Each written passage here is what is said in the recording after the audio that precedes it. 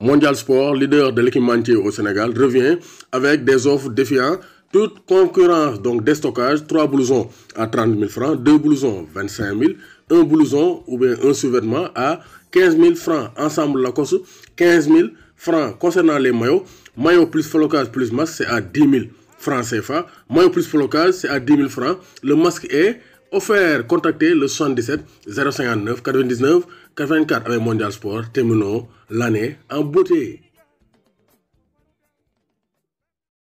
Bonsoir à tous et à tous, bonsoir à tous les suiveurs et à tous les inconditionnels de Grégoire Omnisport. Dom Garendiaï, Warul Tid, Warul Ragal. C'est le retour de la Ligue des Champions. Après 3 semaines de pause, la Ligue des Champions faisait son grand retour ce mardi pour la 4e journée. En levée de rideau, il y avait la poule de Chelsea qui jouait. Donc Chelsea s'est déplacé à Rennes pour en découdre avec Alfred Gomis. Mendy Gomis, victoire de Mendy 2-1. Et vraiment, Chelsea a assuré sa qualification. 10 points pour les boules de Chelsea, même nombre de points pour les CCV. Donc, sont les favoris qui sont qualifiés pour les huitièmes de finale de la Ligue des Champions. Parce que Séville de Fekki, Krasnodar, Dorko, 2-1. Donc, même score. Edouard Mendy élimine Alfred Gomis, un Sénégalais de moins en Ligue des Champions. Donc, à 20h GMT, il y avait les matchs donc, chauds. Les matchs chauds, à mon match Tang. Juve, Franck Varos. C'est déséquilibré sur le papier, mais Hongrois, il y a Juventus de Turin, victoire de la Juve, finale 2-1 avec des buts de Cristiano Ronaldo, incontournable, inévitable Cristiano Ronaldo, et un but aussi de Morata. Morata, Rennes mu def saison bu jéggi dayo. Retour bi fële ci Juventus de Turin, joxaat nako un nouvel élan pour sa carrière. Donc victoire de la Juve 2-1 dans la même poule, le Barça s'est imposé 4-0 sur le terrain du Dynamo de Kiev, ménagé donc par Ronald Koeman. Donc Messi et Frank de Jong blessés n'étaient pas de la partie, mais le Messi de la soirée c'est Braithwaite. Donc Braithwaite, international danois, a été exceptionnel. 2 buts et une passe décisive.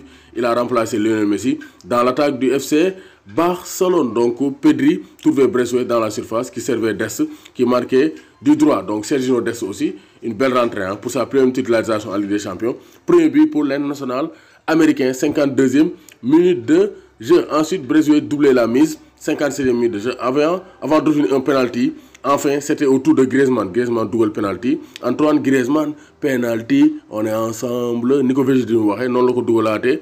Et les Catalans remportent 4-0. Donc ça, c'est une belle rencontre. Griezmann, Braithwaite doublé et c'est Dest. Donc une belle rencontre pour le FC Barcelone qui sortait d'une défaite face à l'Atlético Madrid. Et sans Messi, le Barça s'impose face au Dynamo de Kiev. Donc Barça et Juve, ils ont presque scellé leur qualification. Fële Angleterre, on avait le duel Manchester United et Issamaul Bencheikh Cavani face à Demba Ba, 2 anciens joueurs du championnat de France. Donc gis nañ ne Demba Ba donc dugalul cette fois-ci dañ leen a door ba ñuy bëgg a dee avec un excellent Bruno Fernandes. Autour d'un doublé, Fernandes a guidé Manchester United vers le succès. Donc les 3 points sont pour Manchester United. Donc Bruno Fernandes moo njëkk a dugal, xaañ na doo ko dugal. Ensuite il a doublé la mise sur donc une passe donc sur un penalty obtenu par Rashford. Donc penalty le double avec donc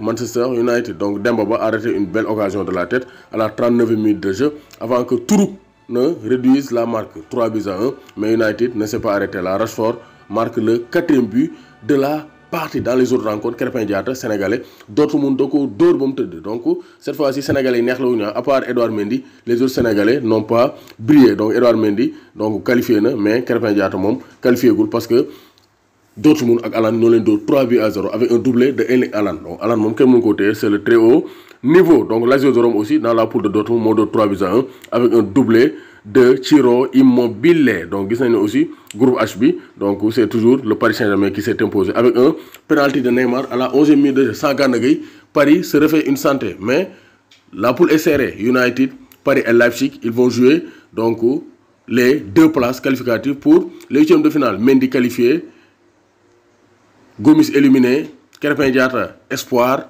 Donc les Sénégalais donc peuvent espérer se défaire de leurs adversaires pour les 5e et 6e journées de Ligue des Champions. En tout cas, on note le doublé de Erling Haaland, le doublé de Bruno Fernandes, le doublé de Braithwaite pour animer cette soirée de Ligue des Champions.